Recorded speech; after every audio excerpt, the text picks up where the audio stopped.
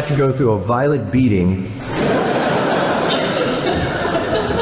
Which we should finish pretty soon. Anybody see a close-up of that? Zapka?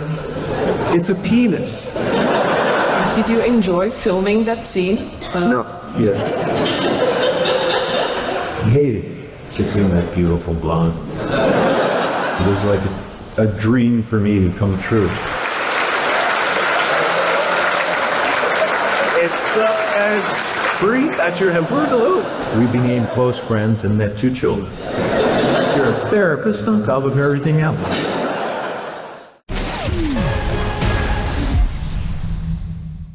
I don't think that anyone here imagined, growing up Bluetooth to their television screen, that one day we would have SG-1 in Prague in person. Am I right?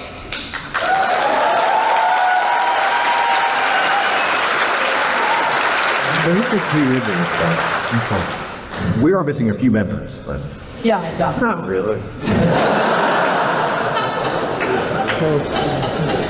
we got the 2 smartest ones here. That's all that counts. And Corin.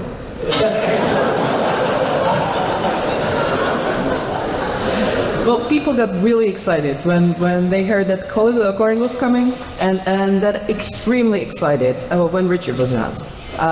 There was even a meme, there was even a meme going around, check internets for a lot of the guys in the Nerdopolis page.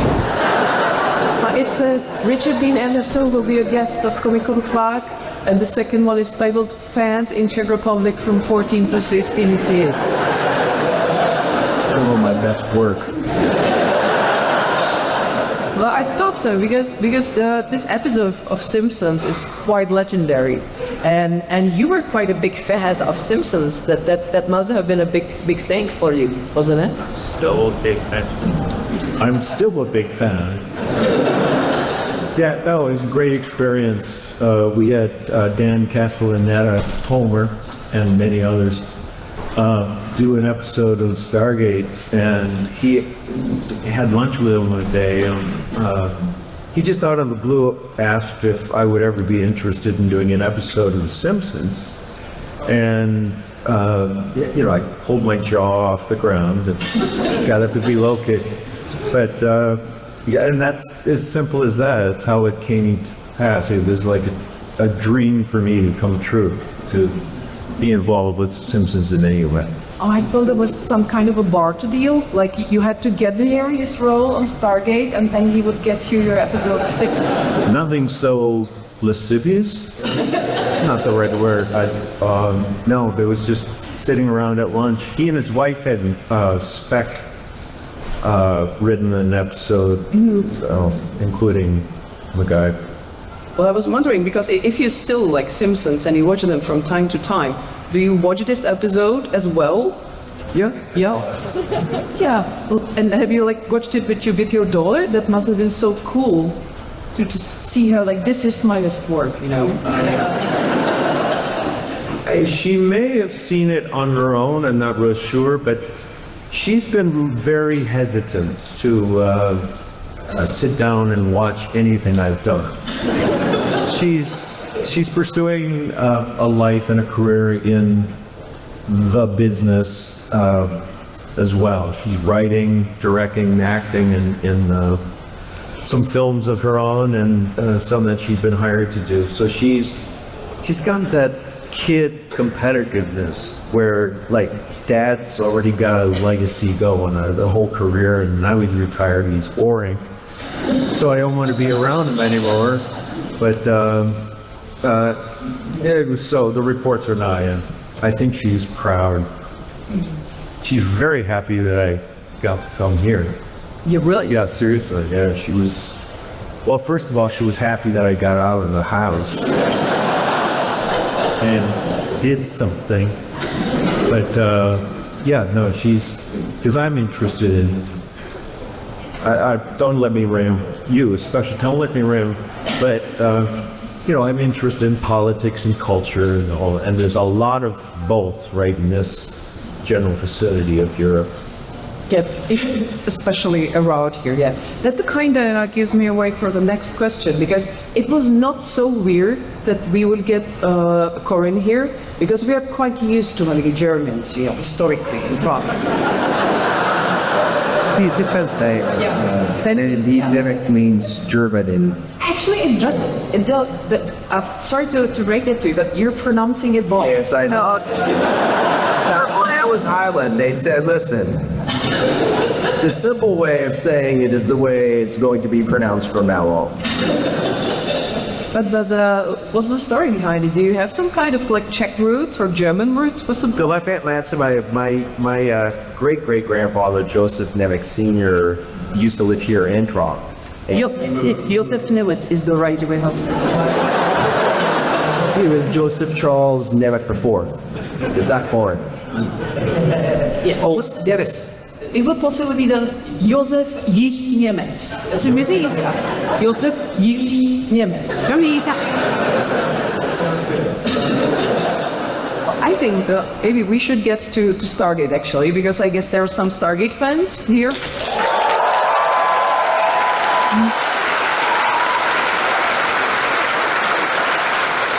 I think my personal question first, if you remember anything from the show, because frankly it's been like 20 years or something, so if there's any point in asking you any questions, like about your memories or specific episodes and stunts and whatever.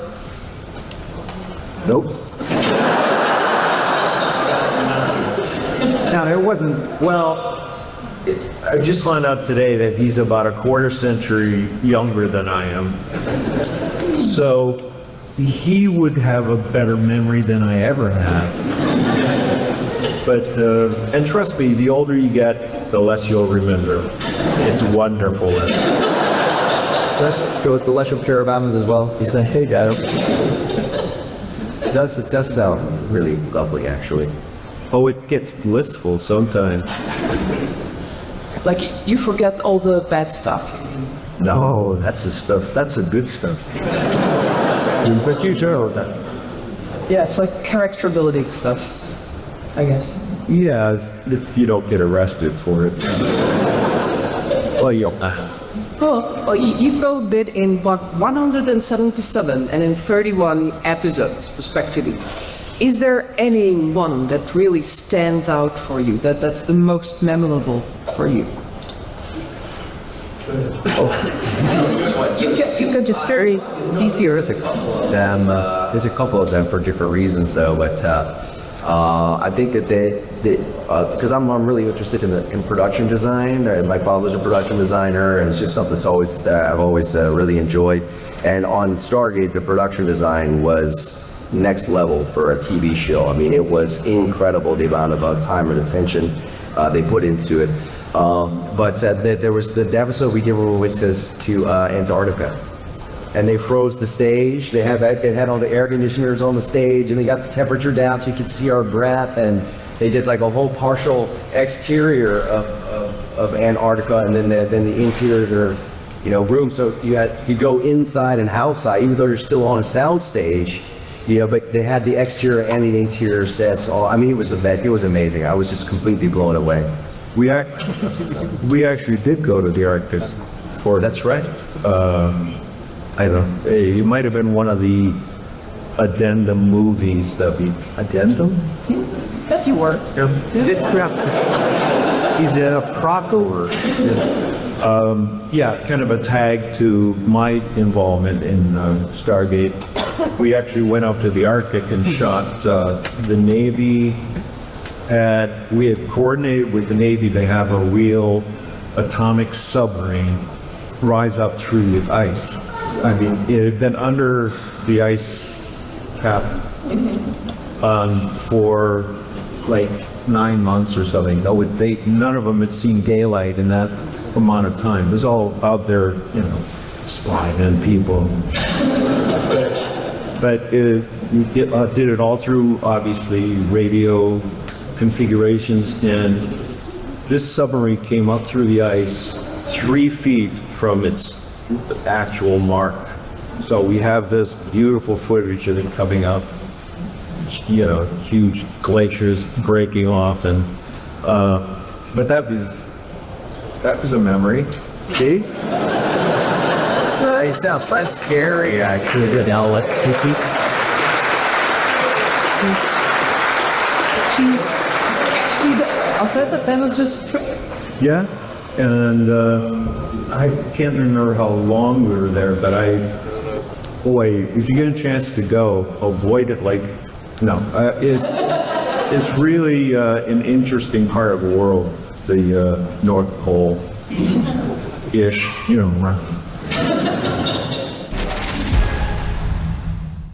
Ahoj Comic-Cone, tady Draky. Jste naprosto úžasný. Moc děkujeme za to, jak jste tenhle kanál podpořili, zcela to překonalo naše očekávání. A tak vám dneska můžu prozradit bod 2 svého vychytralého plánu. A tím je, že zakládáme profily na Forendors.cz, na kterých si můžete tyhle talk show pustit v téměř nezkrácený verzi. Adresy vidíte tady, nebo je najdete dole v popisku a už za 14 dní tam budete moct najít rozhovor hnedka s třema opravdickýma Mandalorianama. A kromě toho, že svým předplatným podpoříte malej tým, který tyhle videa vyrábí, tak ještě navíc dostanete talk show bez reklam a blbejch vstupů, jako je tenhle.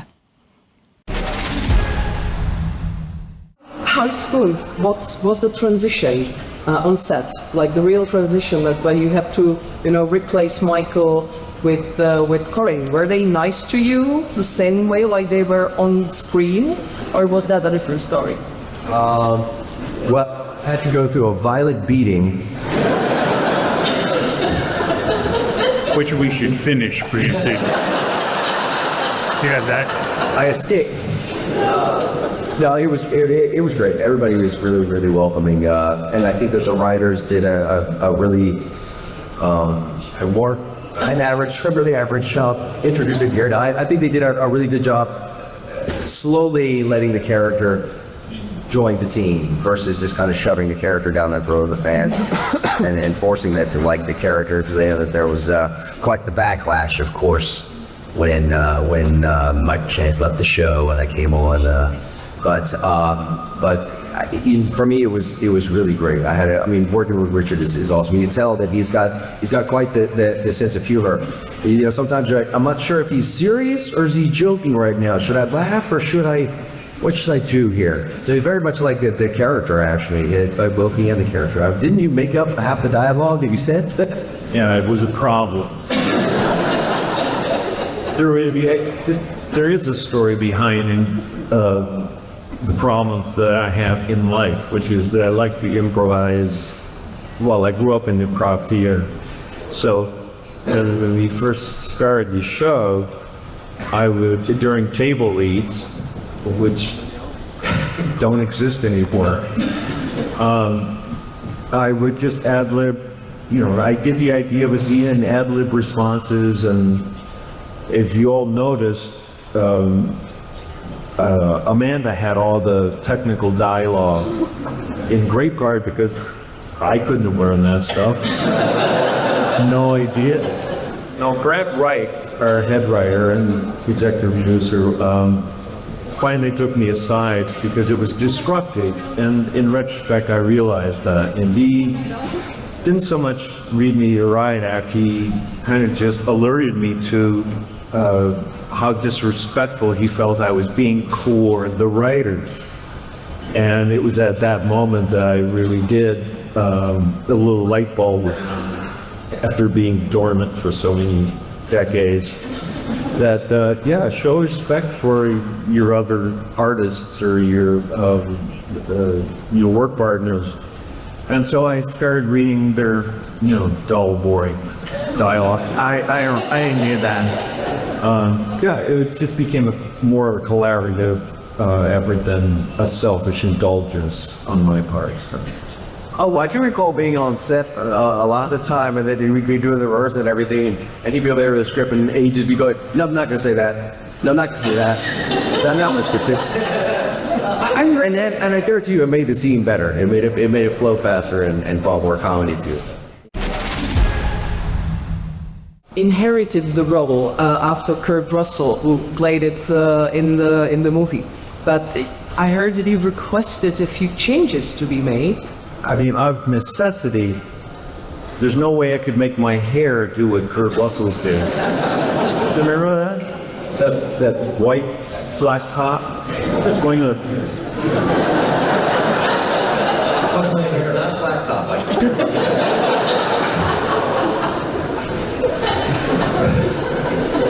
But speaking of Kurt Russell,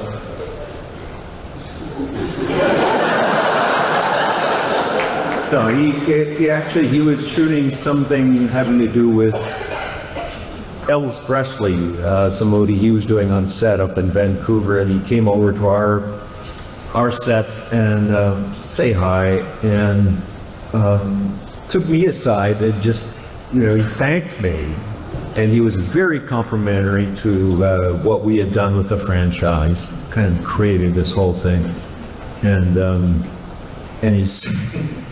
he said, I really wish I had the freedom you have with the character, because it was pretty rigidly drawn as it was in the movie, and I just can't behave that way. But anyway, we became close friends and met 2 children together. You know that Zat gun? That thing? It's an obvious, I mean, it always embarrassed me. I don't think I was ever seen shooting that thing, in a great part because I objected to what it looked like. Anybody see a close-up of that Zat gun? It's a penis. And it just like that. It's a total alien penis gun. So that was your favorite talk.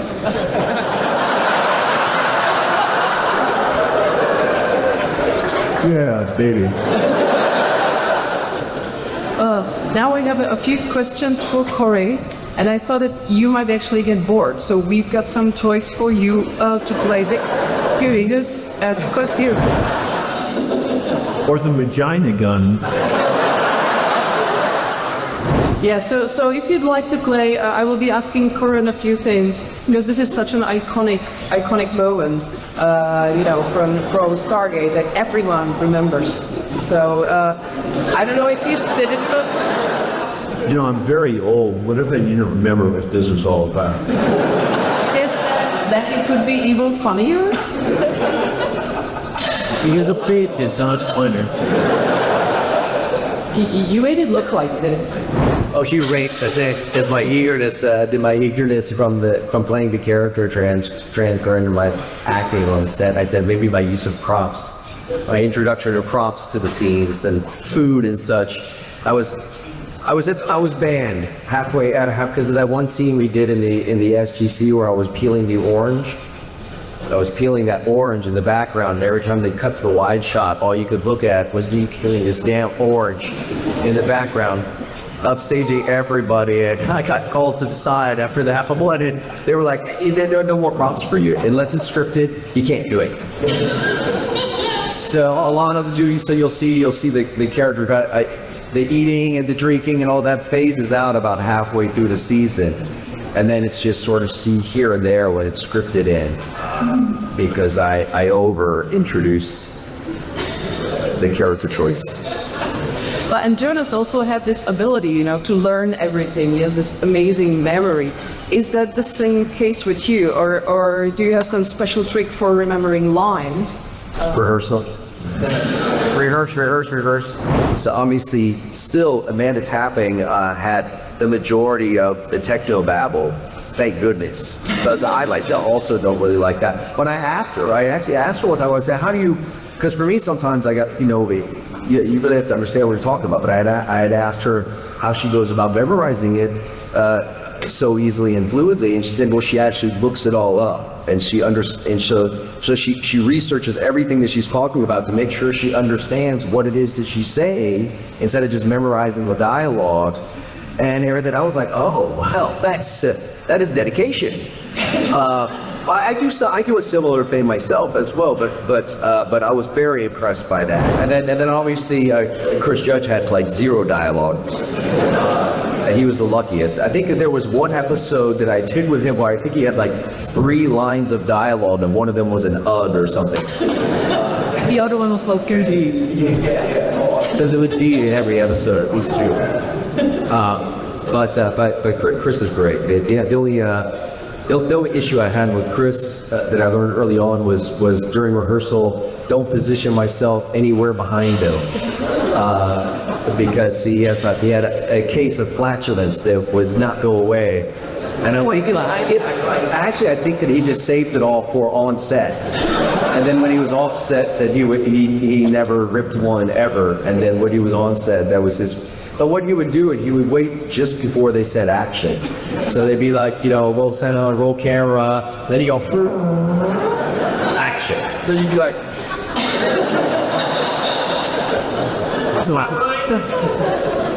I think that's like classical Jaffa humor, I guess. I had a symbiote in me. I'd probably be a little upset too. Well, thank you so much. I think I need to show this wonderful art.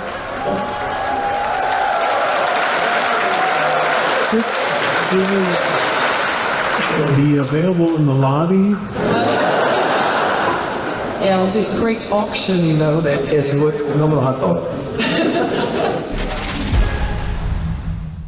Trička s členy SG-1 pořídíte na Teal'c.cz/Stargate. Before I ask my question, I never ever thought this useful as here. Weird, you're an ear, you. Every got something to fire. But they're not shaped like that. Zat stands for their alien testicle. ZAT. you just ruined Stargate for me. What is the best thing you got from Stargate? He gave me the most perfect daughter I've ever. Well, the only daughter ever. Yeah, my daughter Wiley is born. I'm in the second year of production of there, so that's all I can really say that I took away from what that really meant something. That's really. I know you had a daughter through the filming, but It wasn't through the filming that I don't know, because it counts a month. It was a satcom. But make a long story short, for me, it's all the incredible travel that I've got to do because of the show itself. Going to these conventions all over the world. I mean, I've been to Australia. I've been to Australia like 20 times. I've been in New Zealand like 6 times, and been all over Europe and France a dozen or more times, and Germany and Belgium, and here now, and so it's really, really amazing just the reach and the longevity that the show has had, and how even now, 15 years later, having from being on the show, that we're still here, having that chat. 15 years for me. That's great. They kept adding seasons. What's hardest binds? What? I wasn't listening. Can you tell us some funny story from shooting? Shooting is act, or Shooting editing. Well, my story goes back to where Mr. Nemec, is that how you pronounce it? Nemec said about Chris. Chris and I had a scene together where we had to walk a ways and then get into an elevator and then get out on a different floor, all in one shot. So, and Chris and I had kind of we both have competitive natures. So our competition over the explosion of gases from one's butt continued into this scene. So we've got this little, you know, grunt type dialogue. Elevator door is open, we go inside, the cameras come in with us, so we continue the dialogue. And then, and outside, of course, people are scrambling to change the setting, so we end up on a different floor. Anyway, the doors open, or the doors, before the doors open, I let one rip. And the doors open, and I walk out, but Chris is frozen. I mean, he just comes out shaking his head, and he says, "You win."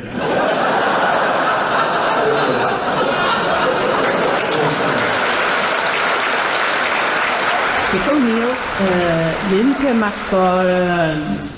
coordinated him. And what were he didn't like me very much at the beginning. And what were your feelings toward this character? Yeah, I'm gonna say I tend to think that maybe it's hard to tell who your character ever liked. Oh. Yeah, I should have gone to acting school, I think. Michael and I got along great. I love working with him. He's, first of all, he's very quick. He can handle lots of dialogue in a row. I mean, it's just amazing. But, and of course, O'Neill was a man of few words. In great part because I could remember more than a few. But working with Michael was great. I don't recall not liking him as a character. Do we get any verification of that? You were just a bit grumpy sometimes towards. I always grumpy. Dang it. Were you a shipper of O'Neill and Carter? Did you want them to end up together? But I mean, sure. I don't know where that would have gone. I think eventually, because there was an episode where we did kind of smooch and fool around a little bit, but that was like a different universe or something. It was like a loop of time that got erased, yeah. Right. We should watch the show. But as far as the two characters getting together, I'm sure if the show had gone on for another couple of decades, we would have teased the audience. Oh yeah, tease the audience with that relationship, because without fail, the audience always wanted us to be, you know, fooling around. And did you enjoy filming that scene? No. Yeah. I hated kissing that beautiful blonde. Was Amanda happy with the scene? Did you get any feedback after that? A little too much. Yeah, I mean, to this day, we're very good friends, very good comrades, camaraderie, and all that. The root word there is comrade, I guess. Friends. You ready to believe that? Comrade has a different meaning. The minute I said it, and I'm due, I might be in trouble. But no, we're very close friends, and you know, when we met, she was married, she got a kid. Now she's got a kid, and not married. So maybe there's some window of opportunity. oh gosh, you think?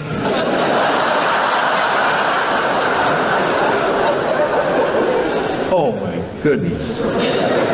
You're a therapist on top of everything else. For both, after shooting is done, the actors are often taking some props as memorabilia.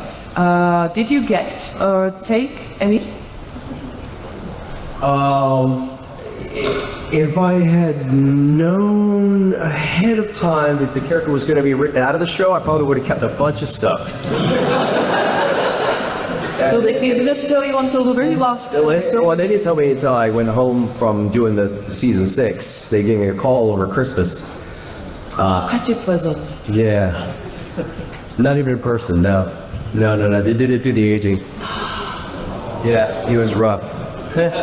It was interesting. But like I said, you know, the benefits and the blessings of having been on the show, even if it was for the short amount of time that the character was, has just superseded any amount of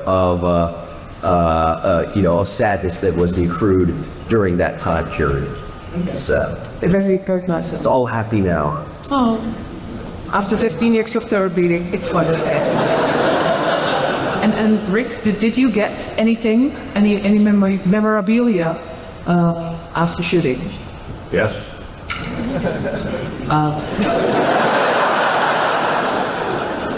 Would you care to give us an example? My dignity.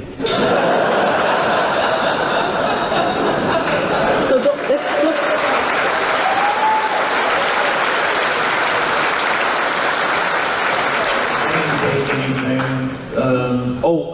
Actually, that's not true. I took many pairs of boots. Yeah, because they were all custom made, of course, off the shelf. But no, we had several different. We had the desert boot, which was this color. The regular black boots. Took about 3 pairs of those. And the white boots. I don't know if do you hear? I rode the wild. Yeah, the white for the Arctic. I took a couple pairs of those. They're very popular these days. Big white military boots. You see kids wearing them a lot. Just so not true. Isn't it? I'm a walking embarrassment to my daughters. So. If I could, you are talking about the fashion, because I have a question about that topic. As a General Bill, you usually wear the soldier uniform, and as a MacGyver, you have this famous red jacket or another shirt. So I just want to ask you, Mr. Anderson, where did you buy these sweatpants? Where'd you get the sweatpants you wear? Great question. Serious. These ones that I'm wearing. Yeah, exactly.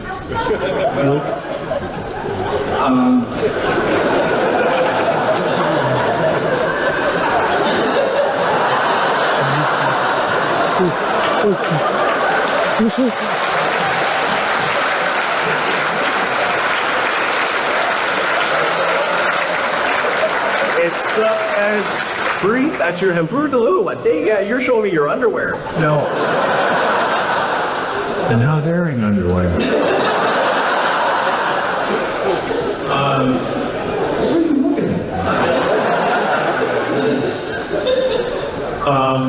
I'm serious, it's a good question. I wish I had the name. There's 2 different brands that I've been investing in for myself. One is, the other one is,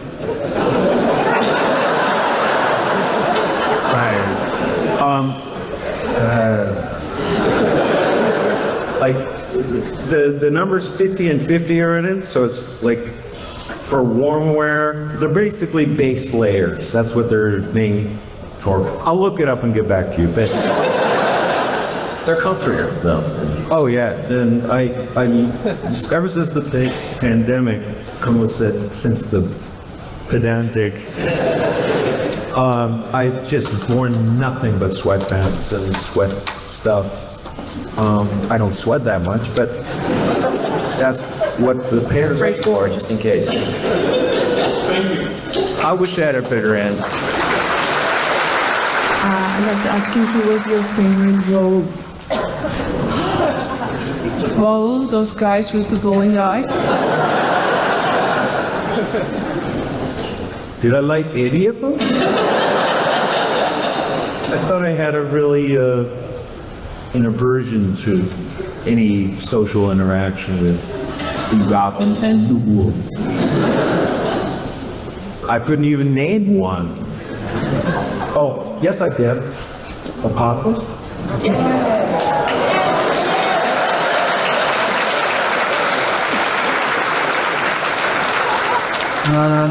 I think I think Jonas was taken advantage of by one. Was she? Oh, he was near the... Near to, yes. Near to got too near to me. Anyways. Amazon confirmed that there will be another TV show from the Stargate universe. Will you, both of you, try to get back into that universe? Or do you want to return once more after your many returns and many other? I'd insist on auditioning. Or a different character. Would I be involved in If they asked you. Oh, if they asked, yeah. No, I'd rather do it not be asked. I'm gonna just show up one day. Do a solo act. I honestly don't have an answer for that. Maybe. I'm old, for one thing. Let's get that established. Have I mentioned? And you know, things hurt, and I'm lazy. Maybe if the fans like pushed enough. Yeah, would you be able? Would you be willing to push?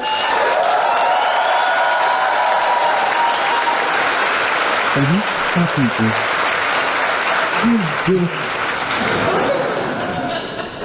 So we did it for the whole world. And would you, Colonel Corin, would you be willing to go?